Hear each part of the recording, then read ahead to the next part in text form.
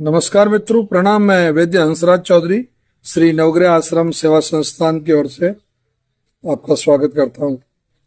तो आजकल बच्चों में कैंसर होना बहुत आम बात हो गई है। यानी कि मतलब ये तो समझ में आता है कि 1 साल के बच्चे को लेक्यूमिया हो रहा है, उसको ब्लड कैंसर हो रहा है, उसको मल्टीपल माइलोमा हो रहा है, उसको गाइलोमा हो रहा है, यानी कि उसको किसी, परंतु 2 साल, 3 साल, 4 साल, 5 साल, यहाँ तक कि ऐसा देखा गया है, पिछले मेरा 10-11 साल का जो अनुभव है, कि ये बच्चों में कैंसर होने की प्रवृत्ति है, ये बहुत तेजी से बढ़ रही है।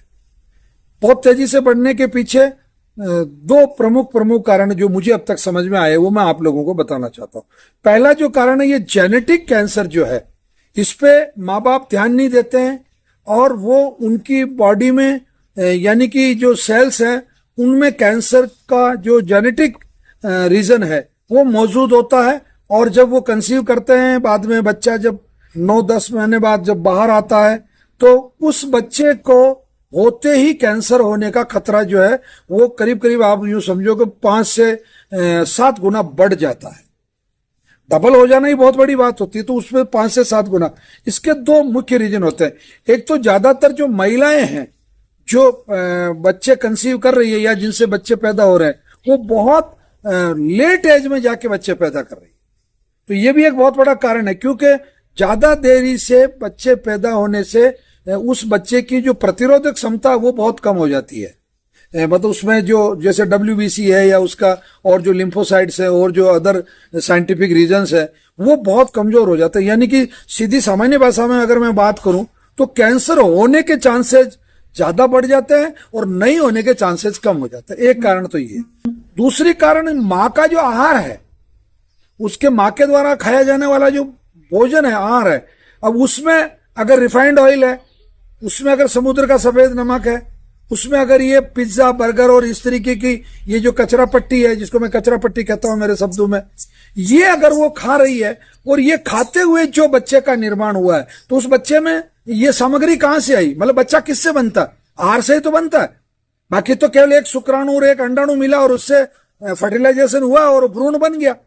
परंतु वो भ्रूण बनने के बाद में उसका जो पोषण हो रहा है, यानी कि उसको जो खुराक माँ के द्वारा मिल रही है, वही खुराक तो उस बच्चे को आगे जाके स्वस्थ बच्चा बना रही है या बीमार बच्चा बना रही है।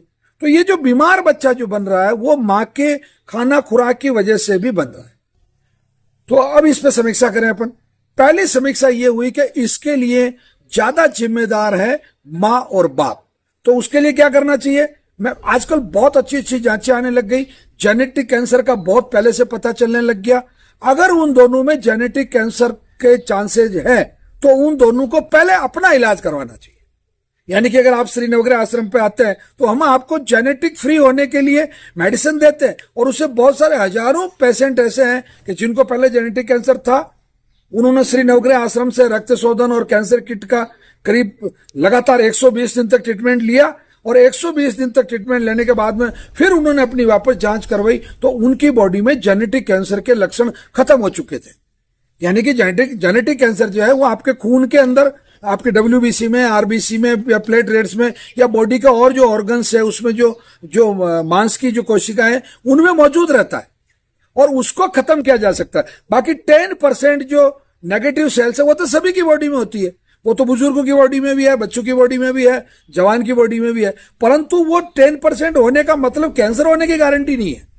मतलब वो तो सभी में है, मेरी बॉडी में भी है, परंतु ऐसा नहीं है कि मुझे कैंसर हो जाएगा, क्योंकि 10% अगर नेगेटिव सेल्स मेरी बॉडी में है तो 90% मेरी बॉडी में पॉजिटिव सेल्स है, ताकतवर कोशिकाएं जो लड़ सकती है हर चीज से, हर बाहरी आक्रमण से लड़ सकती है, हर आंतरिक गतिविधि से भी लड़ सकती है। तो मैं आप सभी लोगों को इन बच्चों में होने वाले कैंसर से बचने के लिए आप सभी लोगों से एक निवेदन करता हूं, बच्चा जब 2 साल का करीब करीब हो जाए तो उसका भी जेनेटिक कैंसर का टेस्ट करवा लें, माँ का भी जेनेटिक टेस्ट करवा लें, पिता का भी जेनेटिक टेस्ट करवा लें। अगर जेनेटिक रीजंस है तो आप कंसीव ना करें, यानी कि बच्चा पैदा ना करें। जब आप जेनेटिक फ्री हो जाएं, और अब ये हमारी मेडिसिन लेने से बिल्कुल जेनेटिक फ्री होता है, हो जाए उसके बाद ही आप कंसीव करें, ताकि आपकी गलती की सजा आपके संतान क्यों भुगते। वो तो अबोध है, वो तो बेचारा, उसका तो कोई गलती ही नहीं, उसको तो ये भी पता नहीं कि कैंसर की स्पेलिंग क्या होती है या कैंसर क्या होता है। तो इसमें माँ बाप की जागरूकता बहुत जरूरी है। तो मैं पुनः आप सभी लोगों से निवेदन करता हूं कि अगर आपके बच्चे 2 वर्ष से ज्यादा हैं तो आप जब भी आपको मौका मिले तो बहुत अच्छे अच्छे पैथोलॉजिकल लैब हैं जिनमें जेनेटिक कैंसर का पहले से पता चलता है, और पता चलने पर हम एडवांस में उनका ट्रीटमेंट करके उनको उनका जीवन बचा सकते हैं, उनको कैंसर से मुक्त कर सकते हैं। और माँ बाप को भी अपना जेनेटिक टेस्ट पहले करवा लेना चाहिए। अगर वो जेनेटिक फ्री है तो ही उनको कंसीव करना चाहिए, क्योंकि ये वंशानुगत तरीके से आने वाली एक बीमारी है जिसको जेनेटिक डिजीज बोला जाता है। तो ये जेनेटिक डिजीज है, तो प्लीज इस पर आप ध्यान दें।